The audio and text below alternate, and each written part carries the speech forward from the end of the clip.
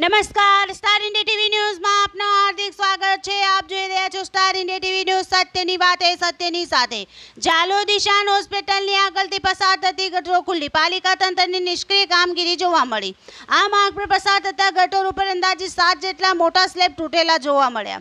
જાલોદ નગરના દાહોદ રોડ ઉપર મોટી હોસ્પિટલ અને શોપિંગ સેન્ટર આવેલ છે, જેમાં દાહોદ રોડ ઉપર જતા ઈશાન હોસ્પિટલ, સુંદરમો હોસ્પિટલ, દીપ હોસ્પિટલ, મોટું શોપિંગ સેન્ટર તેમજ અન્ય દુકાનો તેમજ લારી પથારાવાળા વ્યાપાર કરતા જોવા મળે છે।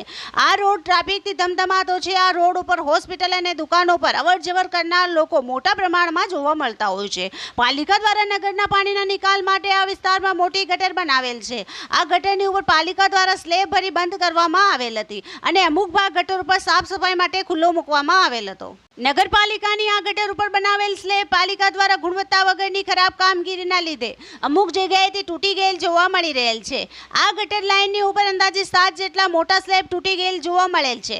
આ ગટર ઉપરના સ્લેબ તૂટી જતા અહીંથી નીકળનાર, ચાલીને નીકળતા રાહગીર તેમજ મોટેર વાહન ચાલકોને દુવિધાનો સામનો કરવો પડે છે। આ ગટર ઉપરનો સ્લેબ કેટલાય ટાઈમથી તૂટી ગયેલ છે, છતાંય પાલિકા તંત્ર દ્વારા આ અંગે કોઈ કામગીરી કરવામાં આવી રહેલ નથી।